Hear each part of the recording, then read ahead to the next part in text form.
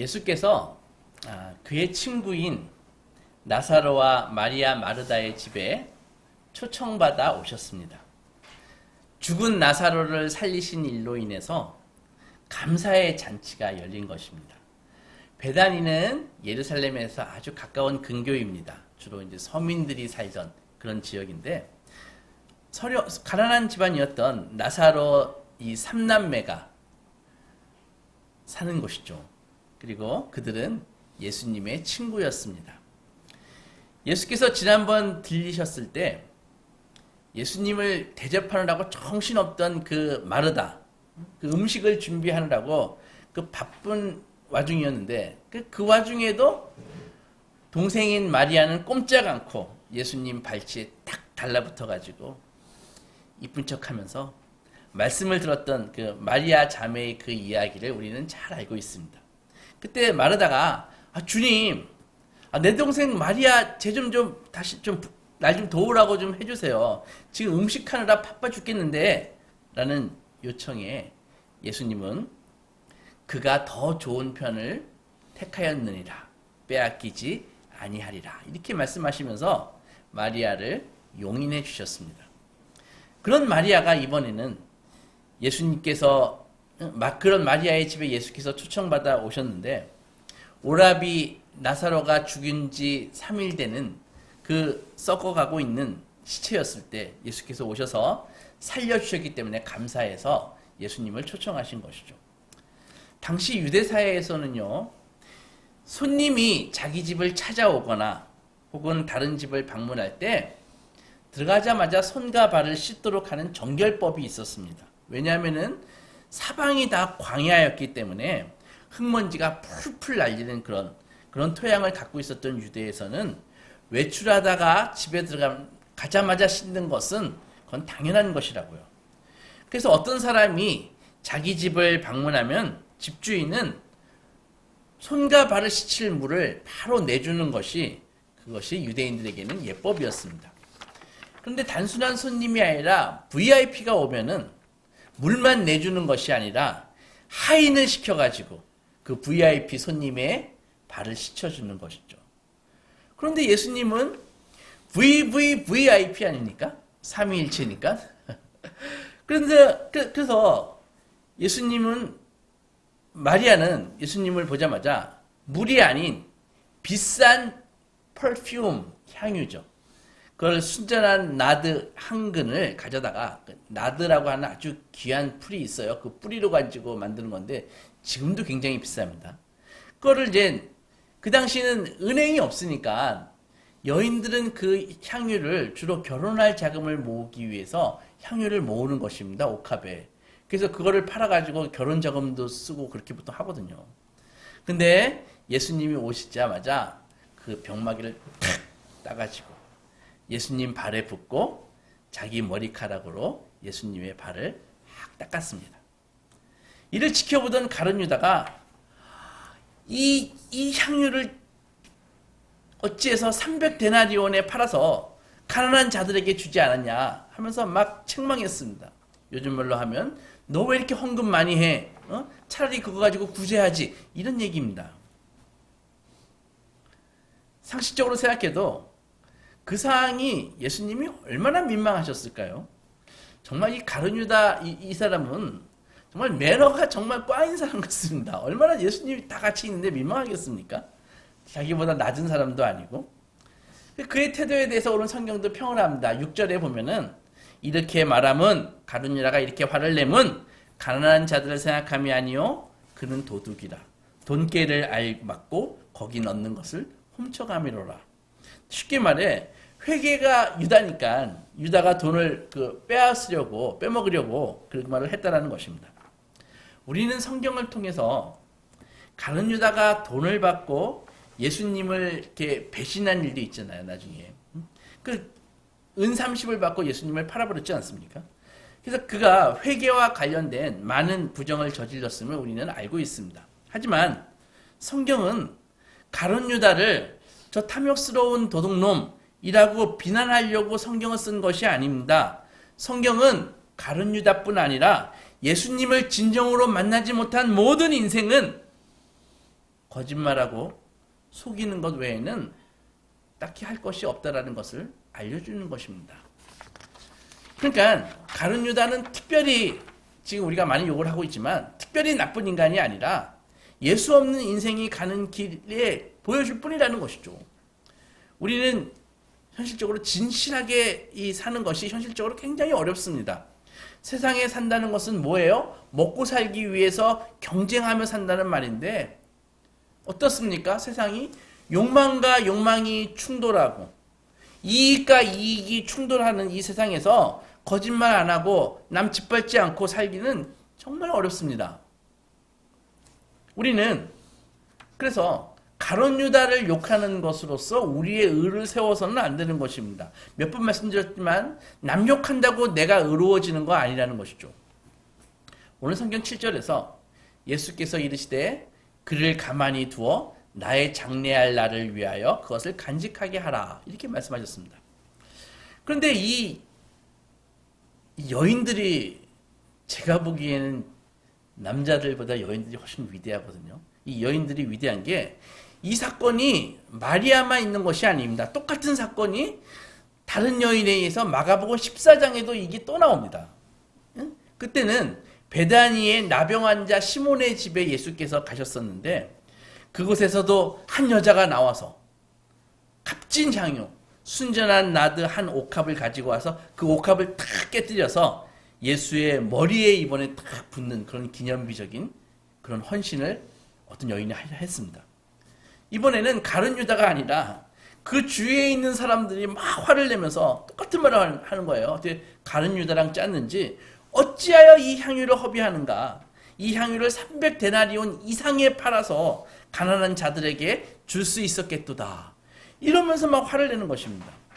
300데나리온 하는데 이게 보통 노동자의 1년치 월급에 해당하는 금액입니다. 그러니까 지금 한국 돈으로 하면 4, 5천 되는 그런 금액입니다.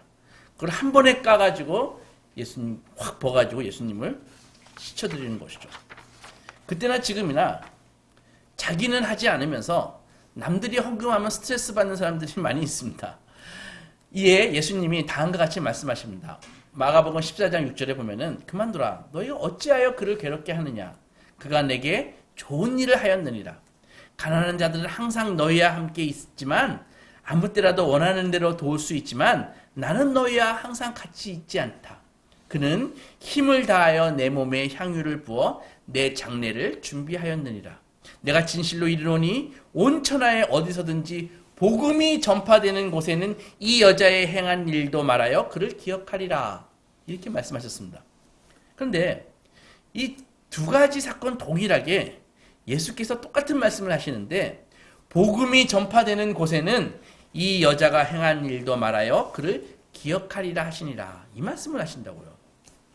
무슨 말입니까? 옥합을 깨가지고 예수님께 부은 그 마리아와 여자들의 그 감사와 경배가 그들은 자기가 은혜 받고 감사해서 감격으로 했을지 모르지만 하나님께서는 그보다도 훨씬 더 큰 내용으로 일하신다는 것입니다. 물론 마리아나 이 여인들이 당시에 이런 깊은 이해를 가지고 헌신한 것은 아닙니다. 그저 자신의 처지에서 감사를 표현했을 뿐입니다. 하지만 이 일이 나중에는 훨씬 크고 위대한 사건의 그 몫을 담당하는 것으로 하나님께서 역사하신다는 것입니다. 가룟 유다의 이 못난 짓은 한 개인의 책임으로 그치는 것이 아니라 예수가 없으면 그런 선택밖에 할 수 없다는 것을 성경은 알려주는 것입니다. 오늘 성경 12장 44절에 보면은 예수께서 외쳐 이르시되 나를 믿는 자는 나를 믿는 것이 아니요 나를 보내신 이를 믿는 것이며 나를 보는 자는 나를 보내신 자를 보는 것이니라. 나는 빛으로 세상에 왔나니 무릇 나를 믿는 자로 어둠에 거하지 않게 하려 함이라. 사람이 내 말을 듣고 지키지 아니할지라도 나는 그를 심판하지 아니하노니 내가 온 것은 세상을 심판하려 함이 아니요 세상을 구원하려 함이로다. 쉽게 말해서 예수님 말씀 듣지 않아도 예수님이 심판하지 않으신다는 것입니다. 예수님은 세상을 심판하러 오신 것이 아니라 구원하러 오셨다라는 것이죠. 가룟 유다는요, 그는 예수를 믿은 게 아닙니다. 예수님을 통해서 자기를 증명하고 예수님을 자기 생존을 위한 수단으로 삼았을 뿐입니다. 말씀드렸다시피 그는 그럴 수밖에 없었습니다. 왜? 예수와 함께 쫙 다녔지만, 제자인 척하고 다녔지만 사실은 그의 주인은 예수가 아니었습니다. 그의 주인은 자기 자신이었습니다. 그는 자기 자신을 위해서 살았을 뿐이고 예수의 뜻에는 관심이 없었습니다. 예수 없는 사람들의 삶이 다 그런 것이죠. 가룟 유다처럼 이 드러나가지고 욕먹는 사람도 있고 감추고 들키지 않아서 크게 욕먹지 않는 사람이 있을 뿐입니다. 복음서에는 이 옥합을 깨는 이 사건이 또 나옵니다. 그러니까는 우리가 알고 있는 사건만 해도 3명의 다른 여인들이 옥합을 깼습니다. 누가복음 7장에 보면은 36절에서부터 그 이야기가 나오는데 한 바리새인이 이름이 시몬인데 예수님을 자기 집에 초청합니다. VIP를 초청을 했잖아요. 그런데 그때 동네에 죄를 지은 여인이 예수께 와서 그 바리새인 집에 방문한다는 것을 알고 들어와가지고 자기도 향유 담은 그 옥합을, 그 여인의 옥합을 가지고 와가지고 이번에는 예수님의 뒤로 가가지고 그 발 곁에 서서 울면서 눈물로 그 발을 적시고 그 발에 입 맞추고 향유를 붓고 닦았습니다. 그때 바리새인이 이런 생각을 하는 거예요. 마음이. 저자가 선지자라면서 이 여자가 얼마나 죄인인데 죄인이 자기를 만지는 것을 알지 못하고 그 섬김을 받는가? 라면서 예수님을 속으로 막 욕을 했다고요. 예수님이 아시죠? 그래서 대답했습니다. 물었습니다. 시몬아, 너희가 너에게 할 말이 있다. 질문이 있다. 어떤 사람이 2명이 빚을 졌는데 한 사람은 500데나리온 빚을 졌고 한 사람은 50데나리온 빚을 졌는데 둘 다 갚을 수 없었다. 그래서 빚을 준 사람이 둘 다 탕감해 주었는데 누가 더 감사하겠는가? 누가 더 그것을 사랑하겠는가? 이렇게 물으니까 그 바리새인 시몬이 당연하죠. 500데나리온 탕감받은 자입니다. 맞다. 맞다. 너는 그 여자를 가리키면서 너는 나를 초청했지만 내가 들어올 때 너는 나에게 발 씻을 물도 주지 않았다. 하지만 이 여자는 눈물로 내 발을 씻어서 머리털로 닦았다. 너는 내게 입 맞추지 않았지만 그는 내가 들어올 때부터 내 발에 입 맞추기를 그치지 아니하였다. 너는 내 머리에 감람류도 붓지 않았지만 그는 향유를 내 발에 부었다. 이러므로 내가 너에게 말한다. 그의 많은 죄가, 이 여인의 많은 죄가 사하여졌도다. 그의 사랑함이 많음이라. 사함을 받은 일이 적은 자는 적게 사랑하느니라. 이에 여자에게 이르시되 네 죄 사함을 받았느니라 하시니, 함께 앉아있는 사람들은 이가 누구이기에 죄를 사하는가 라면서 그렇게 의아해했고, 예수께서는 이 여인에게 이르시되 네 믿음이 너를 구원하였다. 평안히 가라. 이렇게 말씀하셨습니다. 이게 이제 또 다른 세 번째 여인의 그 옥합을 깨뜨리는 스토리거든요. 이게 사실 놀라운 게, 이 옥합을 깬 여인은 동네가 다 아는 죄인입니다. 고대 사회에서 어떤 여인이 죄인이라는 것을 동네가 다 알 때 그 여인이 어떤 삶을 살았을지 머리에 그려지지 않습니까? 그녀가 당하고 있었을 멸시와 천대와 그 핍박이 상상이 되지 않습니까? 그런데 그 여인은 그냥 예수께 나와서 울고 있습니다. 희망도 없고 변명할 수도 없는 자기의 그 비참한 처지를 주 앞에 와서 용서해 주세요 라고 말도 못하고 울 수밖에 없었습니다. 그리고 그녀의 눈물과 그녀가 바친 그 향유가 다 섞여가지고 예수의 발을 씻습니다. 예수를 초청한 그 바리새인은 선지자라고 하더니 죄인도 못 알아보고 죄인한테 섬김을 받고 있네 하면서 속으로 막 욕을 했다고요. 이때 바리새인이 어떤 마음으로 예수를 초청했는지 우리도 마음에 그려지지 않습니까? 예수님이 시몬에게 너는 나를 초청해 놓고 내게 발 씻을 물도 주지 않았더니 이 여인은 눈물로 내 발을 씻어 주었다. 너는 나를 초청해 놓고 내 머리에 발을 감람류도 붓지 아니하였지만 이 여인은 향유를 내 발에 부었다. 너는 죄인인 이 여인을 내가 알아보지 못한다고 속으로 비난하고 있지만 이 여인의 죄는 사하여졌다. 이렇게 선언해 주셨습니다. 여러분 잘 보세요. 이 여인은 예수께 와서 용서해 주세요, 회개합니다라고 말을 한 적이 없습니다. 그냥 울었습니다. 아마도 그녀가 갖고 있는 그 전 재산인 그 옥합을 깨어서 부으면서 눈물로 예수의 발을 씻고 있었을 뿐입니다. 예수님은 그저 그녀의 형편을 보고 선언해 주십니다. 네 죄사함을 받았느니라. 우리는 그녀가 죄를 많이 졌으니까 그녀가 자신의 죄를 와가지고 예수님께 낱낱이 고백하고 용서를 구해야 한다고 우리는 생각을 하죠. 그러나 예수님은 그냥 여자를 용서하시고 죄사함을 선언해 주십니다. 네 죄사함을 받았느니라. 이에 놀라서 이가 누구이기에 죄를 용서하는가 라고 의아해했습니다. 이 상황과 아주 비슷한 영화가 있습니다. 여러분 대부라는 영화를 아십니까? The Godfather, 대부? 그 이탈리아 미국 마피아 이야기. 그때 이 대부가 이제 마피아의 우두머리거든요. 보스거든요. 돈 콜레오레가 이제 그 주인공인데 그 영화가 딸의 결혼식서부터 시작합니다. 막 이 마피아의 두목이니까 어마어마한 사람들이 다 와가지고 막 잔치를 벌입니다. 결혼식을 벌입니다. 근데 이탈리아에서는 그냥 와가지고 이제 특별한 마피아 보스니까 뭐 축의금을 어마어마하게 내놓고 탁 즐기죠. 근데 이탈리아에서는 결혼식을 마치면은 아버지가 딸의 손을 붙잡고 이렇게 춤을 추는 그런 전통이 있었습니다.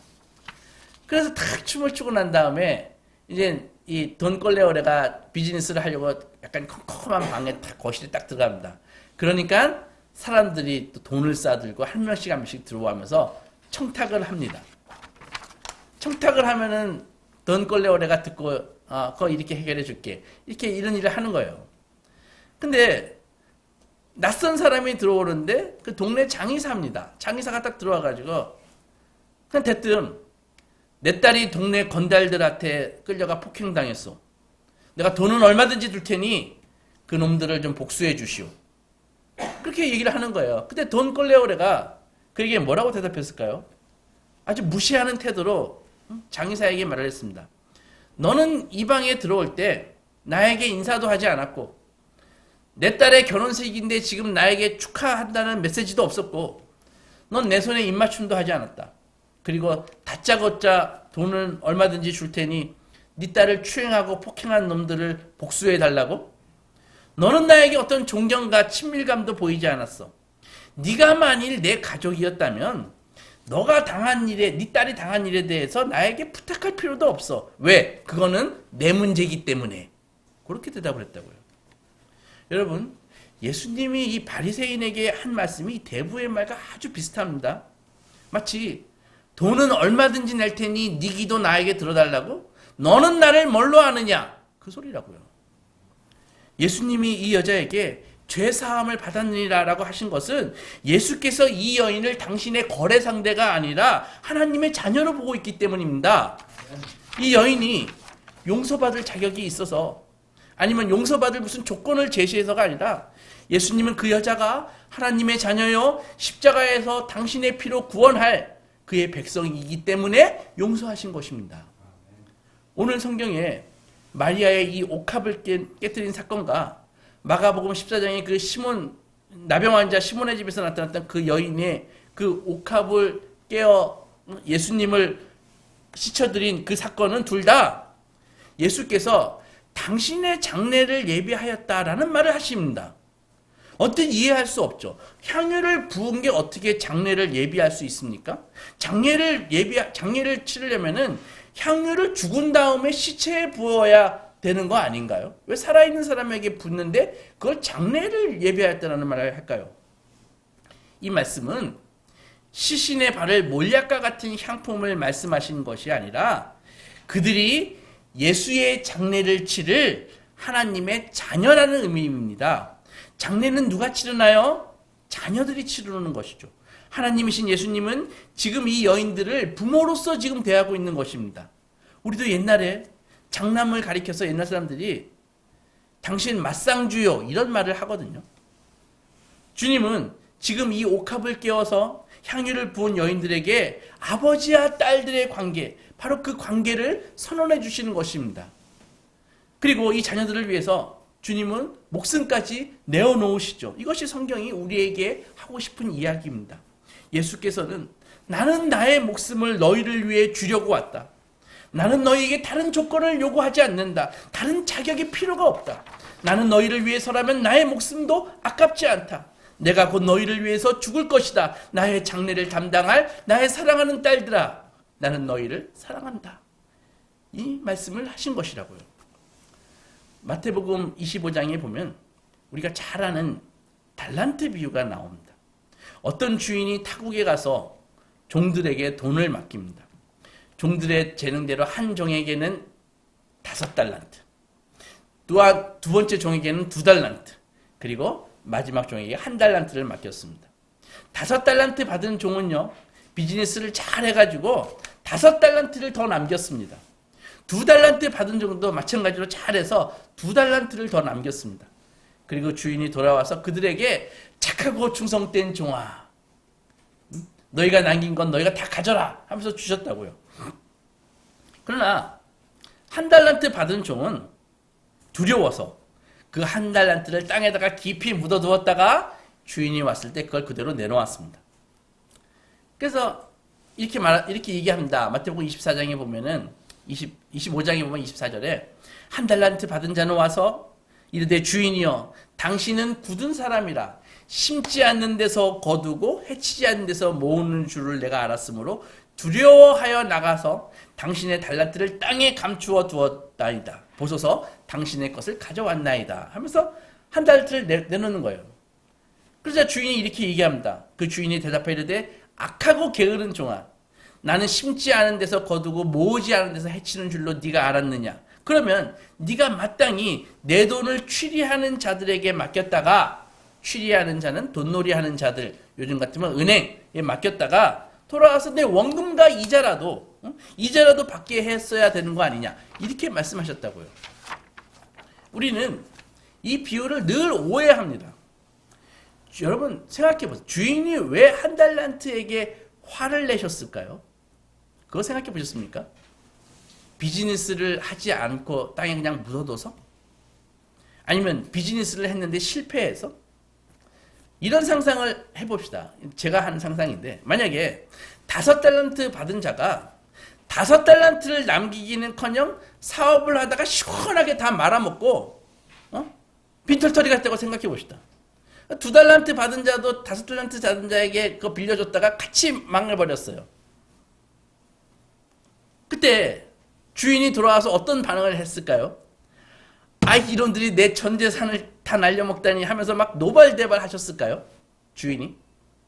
그때 설상가상으로 딱 1달란트 받은 자가 딱 나와가지고, 주인님, 저는 쟤들처럼 이렇게 경거망동하지 않고 고이 땅에 묻어두었다가 이대로 그대로 갖고 왔습니다. 처음에 저도 은행에 맡겨볼까 생각했는데, 요즘 은행들이 부동산 PF 대출을 부실하게 해가지고 말이에요. 은행도 날아갈 것 같아서 불안했거든요. 그 이자 몇 푼 받겠다고 다 날리면 안 되잖아요. 그래서 잘 보관했다가 다시 갖고 왔습니다. 5달란트, 2달란트, 도합 7달란트 날리셔서 좀 속이 쓰리시겠지만, 이 1달란트라도 받아가지고 또 위로라도 좀 받으세요. 이렇게 말입니다. 어떻습니까? 인간적으로 이 1달란트 이 경기 어려울 때 1달란트 받은 적이 좀 괜찮아 보이지 않나요? 얘가 좀 거시경제 볼 줄 아네, 이렇게 생각하실까요? 그러나 이것은 명백히 틀린 생각입니다. 주인이 원하는 것은 비즈니스의 성공이 아닙니다. 아울러 주인이 이 1달란트 받은 이자에게 화가 난 이유도 1달란트 받은 자가 비즈니스를 하지 않아서 이익을 못 냈기 때문도 아닙니다. 주인이 화가 나신 이유는 바로 이 1달란트 가진 자의 주인에 대한 인식 때문이었습니다. 주인은 돈이 필요한 사람이 아닙니다. 5달란트 받은 자가 사업하다가 5달란트 탁 날려먹어도 전혀 관계없습니다. 왜? 아버지의 돈이니까. 그리고 아버지는 돈은 무한히 있으니까. 그런데 이 1달란트 받은 자의 인식이 뭐예요? 당신은 굳은 사람이다. 당신은 심지 않은 데서 거두고 해치지 않는 데서 모으는 사람이다. 철저히 당신은 대박과 불로소득을 노리는 사람이다. 이런 인식을 갖고 있는 것입니다. 그는 철저히 주인의 아버지됨을 부정하는 태도라고요. 그저 주인은 계산하고 책임을 묻고 추궁하고 두려운 대상으로 생각하고 있는 것입니다. 그런 종에게 주인은 네가 나를 그렇게 생각하느냐? 그러면 나도 너에게 책임을 묻고 계산을 하겠다라고 응수한 것입니다. 이 한 달란트 받은 자의 이 시각, 이것이 바로 옥합을 깨는 마리아를 욕하고 있는 이 가룟 유다의 시각입니다. 그리고 옥합을 깨가지고 예수의 발을 씻었던 그 여인을 죄인이라고 생각하고 있는 그 바리새인 시몬의 시각이라고요. 그들은 하나님의 자녀가 아니라 하나님을 이용해서 자기를 증명하고 자기의 의를 주장하고 자기가 생각하고 있는 구원, 즉 경제적인 성공의 삶을 얻으려는 그런 사람들일 뿐입니다. 결국 옥합을 깨어 예수의 발을 씻은 여인은 주님으로부터 최고의 선물을 받아가고 이 바리새인 시몬은 최악의 꾸중을 듣습니다. 너는 나에게 빚진 게 없다 이거지? 어리석구나 라는 말씀이 생략되어 있는 것입니다. 여러분, 인간은요, 그 존재 자체가 하나님께 빚진 상태인 것입니다. 사랑하는 소망교회 성도 여러분, 마리아의 헌신을 비난한 가룟 유다, 그리고 한 달란트 받아다가 땅에 숨겨두었다가 다시 꺼낸 그 종, 그리고 옥합을 깨어 눈물로 예수를 씻었던 그 여인을 죄인으로 여긴 이 시몬, 이들이 하나님에 대해 하고 있는 오해가 있습니다. 주님은 마리아의 이 옥합이 필요하신 분이 아닙니다. 한 달란트가 필요하신 분이 아니십니다. 그리고 그들의 사업 파트너가 아니십니다. 여인이 향유가 필요하신 분이 아니시라는 것입니다. 주님은 그들의 사업 파트너가 아니라 바로 아버지가 되기를 원하신다는 것입니다. 달란트요? 비즈니스 하다가 5달란트 그거 다 말아먹어도 전혀 관계없습니다. 그러면은 하나님께서, 주인이 달란트를 우리에게 맡긴 이유가 무엇일까요?